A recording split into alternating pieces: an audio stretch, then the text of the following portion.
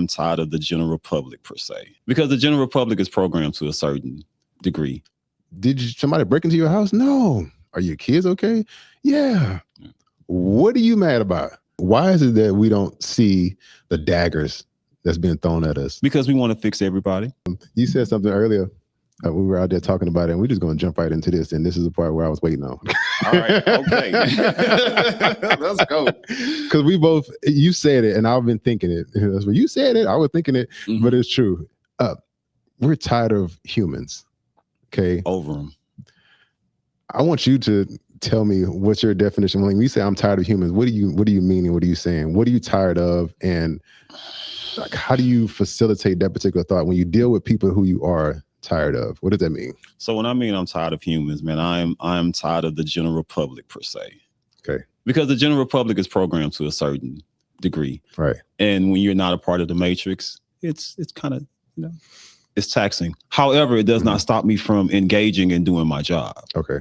You know what I'm saying? So it's you know how to engage and deal with people. And I also understand and accept that everyone's not like me. Mm-hmm. So because I accept that and I'm not trying to change people. So I don't change people. I'll allow, if you are meant to change during our frequency exchange, then I will give it to you. Yeah. If it's not for you, I don't give it. Yeah. Yeah. That's how people become drained. I save my energy for those that want it. Right. Yeah, so it has nothing to do with us doing business together. It has nothing to do with us even hanging out. Right. Yeah. It's okay. Yeah, it's okay. The ability, this is where maturity and growth comes in at. Mm-hmm. The ability to be able to allocate your energy specifically for, and this is something I tell people often, I say, no, we are technically using each other, right? Yes. I need you, you need me. It's an energy exchange. We're using each other. If I allow you to use me, that means I'm in control of it. There has to be a reciprocal type thing going on. There has to be something that's beneficial for both of us. Because if we're giving to each other right now, right? But we understand the greater purpose. You know what I'm saying? Getting to the place where you said, I'm tired of humans. Okay. And this used to drain me, especially as a life coach. I talk to people all day, every day. I used to be annoyed as hell. Just listen to people complain. That's my thing. When I say I'm tired of people, I'm tired of people complaining. Yes. Bro, we don't live, for those people who are fortunate enough to live in a nice, decent house, drive a car, have family, nobody's abusing you, none of that stuff, right? Right. The average person lives a decent life, but they're complaining, and they're just angry about stuff. Like, what are you mad about? Did you eat today? Yeah. Did somebody break into your house? No. Are your kids okay? Yeah. What are you mad about? Right. Yeah, no, absolutely. So those people drain me. And I've learned how to, I could look at you and just totally cut you out and be like, yeah, I hear nothing you're saying. My wife helped me with that. Really? So, with that, the humans thing. So because she poured so much into me. Yeah.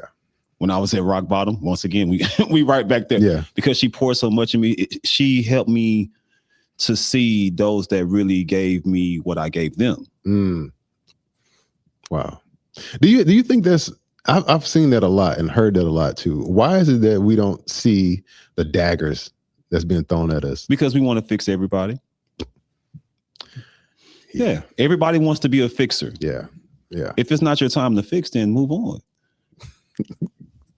Say it one more time and elaborate. If it's not your time to fix, move on. What I mean by that is that conserve your energy, because what happens then is that you're pouring, and they're not receiving it because it's not your assignment. And so now you're mad at this person because they're not giving you what you gave them when they're not asking for that. When you have not been aligned, right? You're not thinking spiritually, right? Go ahead. Thinking like a human. Yeah. And this is what you're doing, right? And so then you're drained. And so now you go over here into the category of what now you're complaining, right? Ricky, listen, and I tell people this all the time: give your energy where it's necessary. So for me, if I'm around someone who's giving 35%, I'm not giving you 36, because then I'm in a deficit. Right. Yeah. When I'm around you, it's 100. We both over here pouring nonstop. Facts. So that's what you have to do, and that's how you keep peace. That's how healed men navigate and can be masculine. Yeah. Healed men, keyword. You said something earlier about pouring into people versus being spiritual versus intentional. I'll use a different word. When you're spiritual, it's easy to align with God. Okay. Yes. Obviously, if you're not aligned with God, then it's selfish, and then you're doing worldly things. Then you're not only are you draining your energy, but you're misusing God's power, right? And then at the end of the day, you're asking God for more. But God's like, I gave you what you needed to do it over here, but because you're selfish and you wasn't in line with what I told you to do, you poured it into somebody who that's what I was going to say. You want to feel like you want to fix everybody, but you want to feel good about fixing the wrong people. Yeah. You want the applause. This is what social media messes up at. Here we go. There we go. That's what I was getting to. Thank you, God. Because social media has messed us up with likes, shares, clicks, and endorphins being triggered in our brain. Talk about the Matrix, right? Come on. There are people in Silicon Valley who are technically sitting back there and trying to figure out, how do I get this person to stay online a whole lot longer? Like, there's a time frame for everything. There's a color for every single thing. There's a frequency for everything to keep you locked in. So now you're distracted, and now you're wasting all your energy because somebody hit that endorphin button. Oh, let me go back and check that one message that's still on your timeline. Yes. And you feel good about that. So now you want to feel good about something else. And then when you start giving your energy to the wrong person, then you're mad. Now you're complaining. And then now you get the result that you got, which is nothing. So where can men, because I do believe this. I know Vanessa, she brought you to the place that you are in, right? What can men do to allow themselves to receive that type of woman? Hard conversations with yourself. Look in the mirror. Like, talk reckless to yourself for a second. Get deep. Yeah. Get ugly. Yeah. Yeah. But the problem is these boys are scared. Be a man. Yeah. Yeah. Yeah. It's a lot of old boys out here because they don't want to believe their truth. Right. Right. Yeah. It's tough, but healing is messy. Yeah. Healing is hard. It's all those things. Right. But if you're a man, are you willing to go through that? Right. Are you ready to be tried by fire? Right. Right. And in the society that we're in right now, it's tough because everything is so easily fixed. It's an easy fix. Nobody wants to work hard anymore. Right. So now we have the women over here that don't want to work hard anymore. You got the men that don't want to work hard anymore, but they're working hard in the wrong areas. And so everything is off alignment. Right. Okay. Yeah. I know. Look, we got to take these deep breaths. Just letting that sit and cook, and I don't know, kind of like what y'all are talking about. It's like we're a very microwave society when we need to be slow cookers, right? And so, like, it actually kind of brings me up to a question that I've always been curious. Like, I want to hear y'all's thoughts on, because I know y'all said like money doesn't make people like better or worse or like more happy or more sad, right? Mm-hmm. But does success make men better husbands, or does it just give them more opportunities? That's funny you said it, because I was literally going to talk about that just now. To answer your question, I'm going to comfortably say yes. Let me tell you why. As men, we are the leaders, providers, protectors. Okay. There are some things, and I love our beautiful women. I love our beautiful Black women. There are some things that just a woman cannot do. You know what I'm saying? Mm-hmm. You can believe in us, make us feel good, all these certain things. But as a man, there's just some things that I have to do for myself. I'll give you a true story, right? And I'll tell a lot of men this. I'm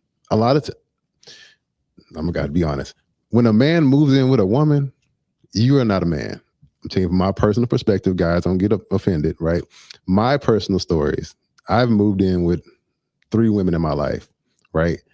Super subconsciously, somewhere in my brain, I didn't feel like a man. I'm like, I'm moving in with her. This is not my place. I didn't get nothing for myself. You know what I'm saying? I didn't feel like a man all those years. So whenever there was a conversation about money, the bills and stuff like that, I would try to, we're going to do this. Shut up, bro. And I used to tell myself, I really had a hardcore conversation with myself. Like, Ricky, shut your stupid ass up. You're lying. You're not telling the truth. You don't feel confident as a man right now because you moved in with her in her apartment, in her house, right? It's not yours. Mm-hmm. As a man, I felt, now I feel, this is why when me and Nikki got together, I was like, let me tell you what's going to happen. We're going to do this. 2 months later, we're going to get our own house together. That's what we're going to do. And she was on board with it. Like, yeah, I feel like having your kingdom established as a man, at least your house, you know, and at least some type of financial planning, so you can sit back and say, hey, look, we're going to do this. This is our my kingdom. This is how we're going to move forward. This is how I can provide and protect the family.